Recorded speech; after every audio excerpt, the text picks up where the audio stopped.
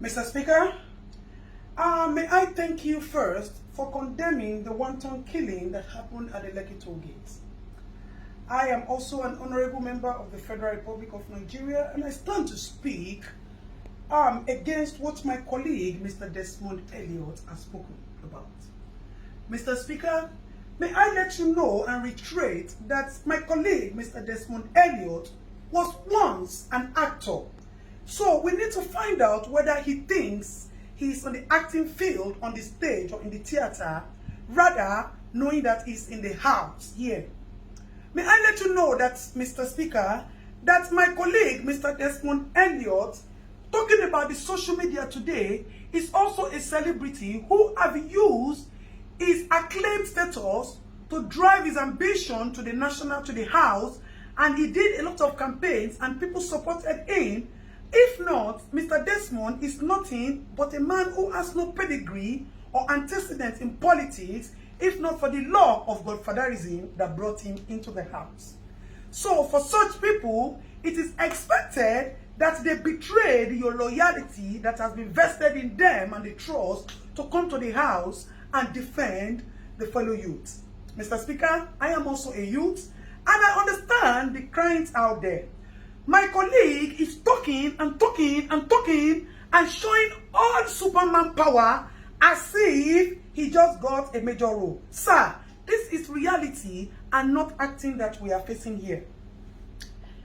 Mr. Speaker, my colleague spoke about celebrities and actors. May I let you know that these people or this social media that my colleague is talking about is the new judiciary system of the Federal Republic of Nigeria.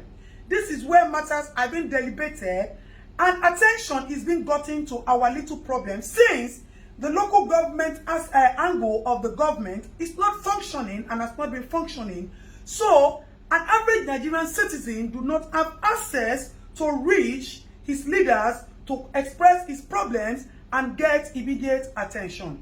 Mr. Speaker, like my colleague said, in the next 5 years, if we continue to look at Nigeria, there will be no Nigeria today, because you politicians would have looted all the funds in the system, and the children will have nothing. And we will not wait until the next 5 years for us to speak out. That is why we are running the era of Sorosoke. We are no longer keeping quiet for you unscrupulous, men without integrity, unidentified, physically identified looters. May I put my words clearly, Mr. Speaker? Because our politicians have turned to broad daylight looters. They have turned to broad daylight robbers. They have turned to broad daylight liars who have no integrity, like my fellow colleague, Mr. DESMOND ELLIOT.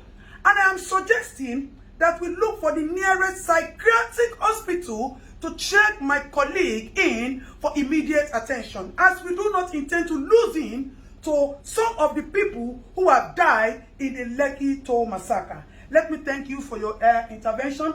Mr. Speaker, may I also plead with you that the issue of the Oba of Lagos is so alarming and shameful to us as youth.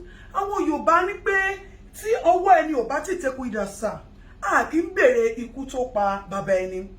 The act of Oba of Lagos has shown that there needs to be proper investigation to his character and person and how he relates with people in his area. The office of the Oba is supposed to consult with the oracles and our ancestors when there are troubles in the land, so we can provide solution.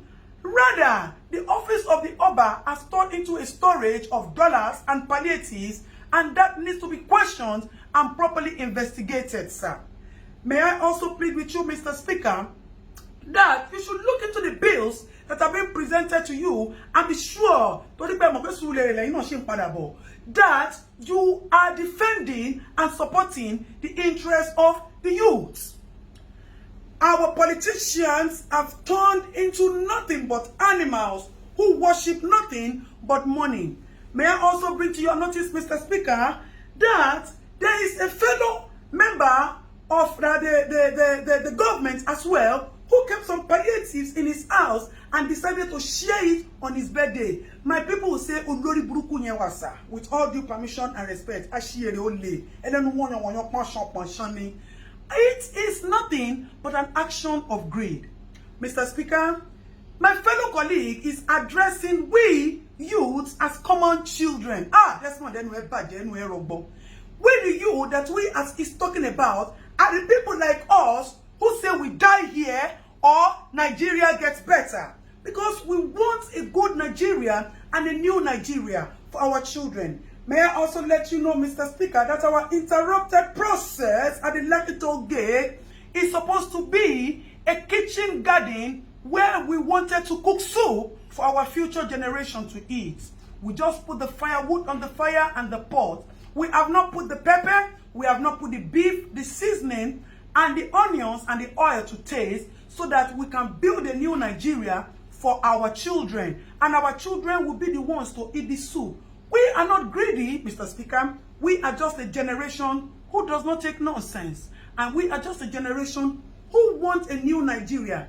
Nigeria has been pregnant for years of corruption, of years of inhumanity, of years of insane leaders, of years of lies and deceit, of years of looting and bad governance, bad road, bad hospital, bad police system. And we thought that if we could conduct a cesarean section for this pregnancy, we'll be able to bring out all these and give birth to a new Nigeria.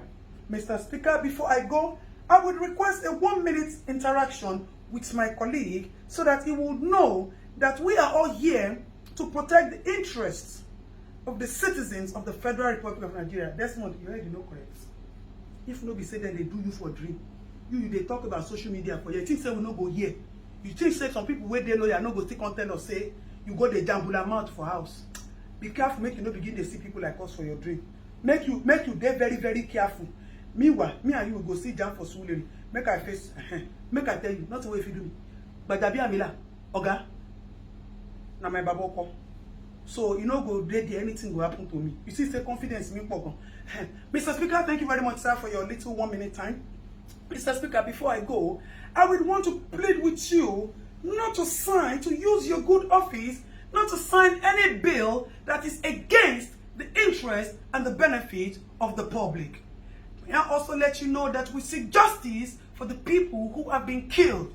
Mr. Speaker, I know that your office still has some powers to do some things because as it is, our governor too looks like he's not okay. He is mentally disabled because today he will say A, tomorrow he will say B. And as my fellow colleague who is not here today said, Papa, he said they have removed the engine, they put B2 tomorrow, and they put DAF next tomorrow. So the engine of our federal governor is not properly okay and also needs to be checked so that we can know the truth of who ordered the massacre killing, why he ordered the massacre killing in Lekki, as there was no iota of crime recorded in the case of Lekki. Mr. Speaker, with all due loyalty and respect, I would appreciate if quick intervention is quickly given to our governor, Governor Sanwo-Olu, as that man is not okay. And we can advise him that he should step down since he has admitted that he committed the mistake and the blunder.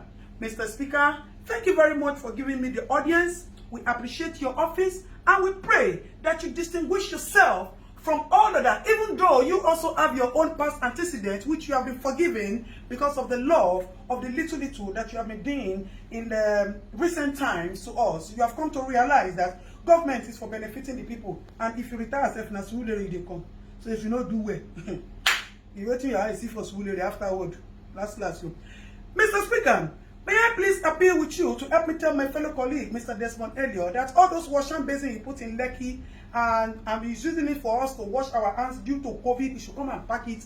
If that is what he has done, that is making him to be jambula, talking jambula, mouth, rough hand in his mouth, he should come and take it because as it is, we are suspecting that there is no COVID. The government only used COVID to cash out on us. That is why they have not shared.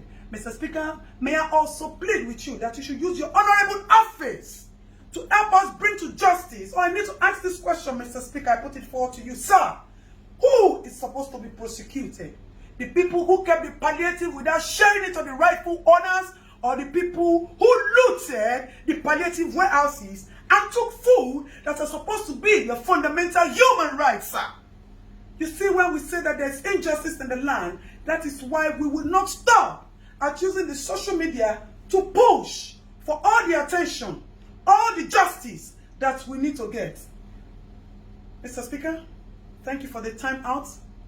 May I further reiterate that Mr. Desmond Elliot, according to Davido, one of the youth, has said that all the memories, the fake memories of acting that you brought to us, we have forgotten about it and you have been jeopardized with this single act of yours. So if you would tell Mr. Desmond Elliot to please check himself into the nearest psychiatric hospital, it will be very good, sir. I remain your Honorable Adeton, who stands for nothing but justice for the common man, as I am a common man and a citizen of the Federal Republic of Nigeria. So help me God, sir.